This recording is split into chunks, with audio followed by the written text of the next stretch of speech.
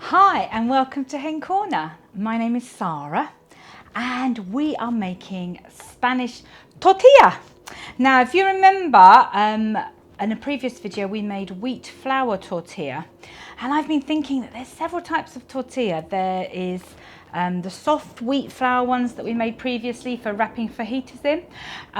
There is corn tortilla, which are the ones that are more crispy and they can make taco shells, or they can be cut into triangles, round into triangles, and the tortilla chips. And then we have egg tortilla, or it's also known as a Spanish omelette, which is cooked in a frying pan. And I thought I'd better check what tortilla actually means. And it means small tort, or small tart, or small cake. And I think it's just to do with the shape.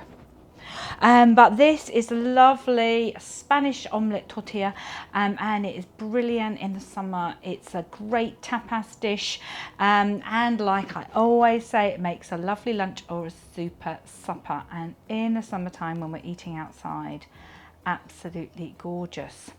Now I'm going to be talking about it as I'm preparing, so I'm just explaining the ingredients. So ingredients first: eggs, and we've got loads of eggs here at Hen Corner because of our lovely hens strolling around in the garden. So we've got eggs. We're going to probably just put 6 in for this recipe. What's quite key with this recipe, it also has potatoes, so that makes it into quite a nice whole meal. You've got your starch, your carbohydrate, you've got your protein, and then you've got some vegetables. So it is a whole meal in itself. It doesn't need anything to go with it. But if you want to put make a homemade tomato sauce, that would be lovely. If you want to serve it with salad, that would be great. Or if you're using it as part of tapas with lots of other small plates and small dishes, then that is wonderful too. This works hot, and you can have it with chips. You can have it in the winter. It works cold. You can have it in a picnic, and it works at room temperature, which is how it's often served as tapas. But we're going to get going. First of all, with the potatoes, we are going to slice them, and we are going to parboil them because we want to make sure that they are actually cooked. And if you sort of fry them or cook them at the same time as the onions and the pepper, they're not guaranteed to be cooked all the way through. But I'm cutting them quite thin, as you can see, and we're going to parboil them. Now, part boil. And we've specifically chosen new potatoes because we want a waxy potato. So do you know potatoes come in 2 categories? They come in waxy and floury. So floury is brilliant for mash, and waxy is brilliant when you want it to keep its shape. But to be honest, if you've only got certain potatoes in the fridge, use those. And also, as you know, I hate wasting food, and I love to give tips on how to make sure we can get the most out of it and not throw it away. You can even use cold potatoes left over from a different dish. So if you've got leftover boiled potatoes, even leftover roast potatoes, leftover jacket potatoes, cut them up. If they're already cooked, then you can just give them a bit of a pan fry, and then add in the other ingredients. So I'm just getting these cut, and then they're going to be cooked. They're going to be brought to the boil in cold water with a bit of salt. We don't use too much salt in our cooking, but a little bit makes all the difference. So these potatoes, no, they didn't go on the floor, I promise you. These are going to go in a pan here, topping it up with tap water and a pinch of salt, and putting them on the hob. So I'll put the salt in now, and I'll be back in a minute. Whilst the potatoes are coming to the boil, use cold water so it's cooking slowly as the water comes to the boil, and we only want it to simmer for a few minutes because we cut them very thin. We can prepare the other vegetables. So we've got an onion, cutting off the ends that we don't want and the skin.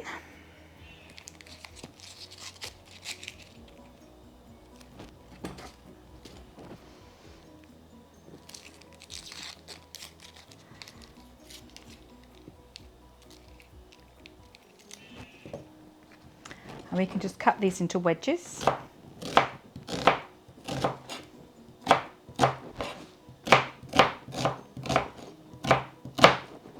I've got half a red pepper here. This would traditionally be diced. So we'll cut them into strips.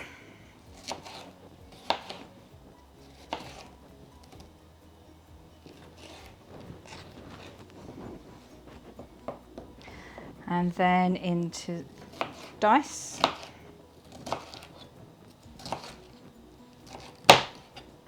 You can see I've got some frozen peas here.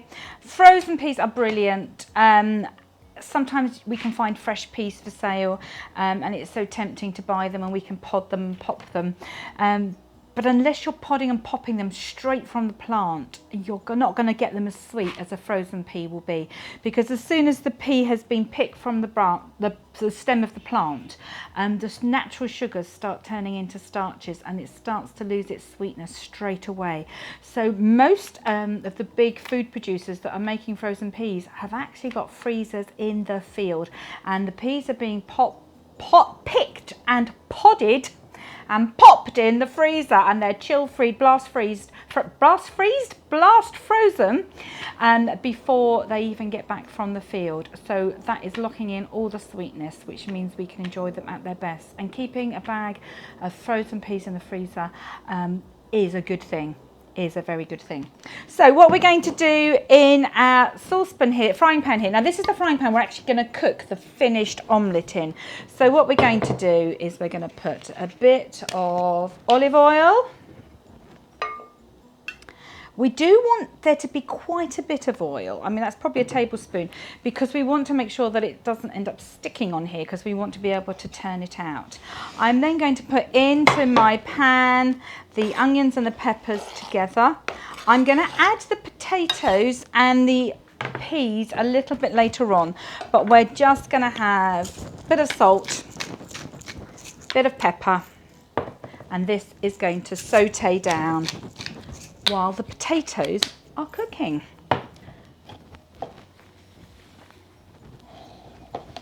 Whilst the onion and the peppers are sauteing the pan, and whilst the potatoes are coming to the boil, we're going to crack our eggs into a jug, give them a fork, stir through with a fork, add some salt and pepper, so we're ready to combine the whole dish in the pan when everything's ready.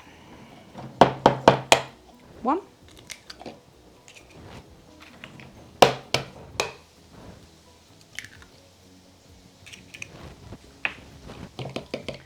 We've got 6 eggs beaten up in here. We're going to add some more salt and pepper.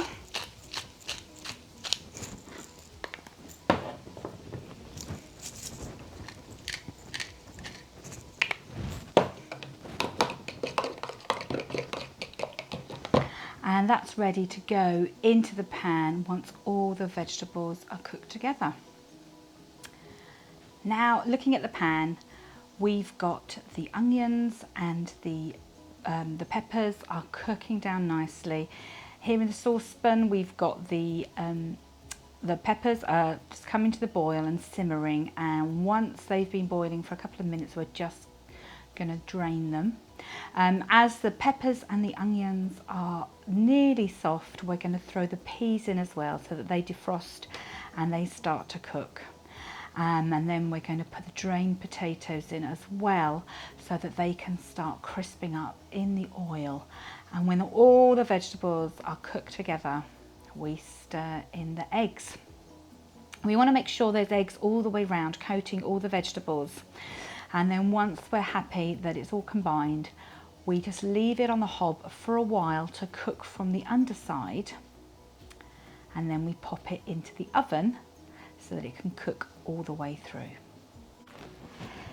Here we go, the Spanish omelette. Oh, it's hot. It's out of the oven. Just be careful. Do check that your frying pan can go in the oven. I forgot to say that at the beginning. If not, you can put it under the grill, but don't have the handle under the grill if it's a plastic handle. So I know that these are oven safe, these pans that I use. And as you can see, you saw me saute the vegetables and stir through the eggs. And then all I've done is I've just loosened the edge here with a spatula.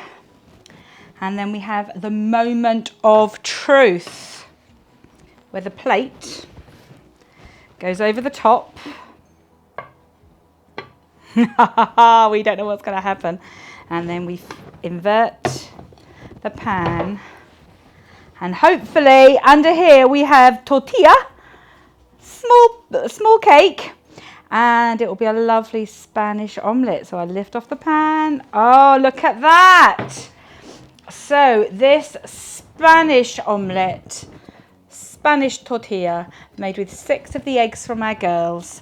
And we've got diced pepper and sliced onions and some lovely sweet peas and some fried new potatoes. This is gorgeous. I'm going to let it cool a bit, cut it into wedges, and we're going to have it with salad.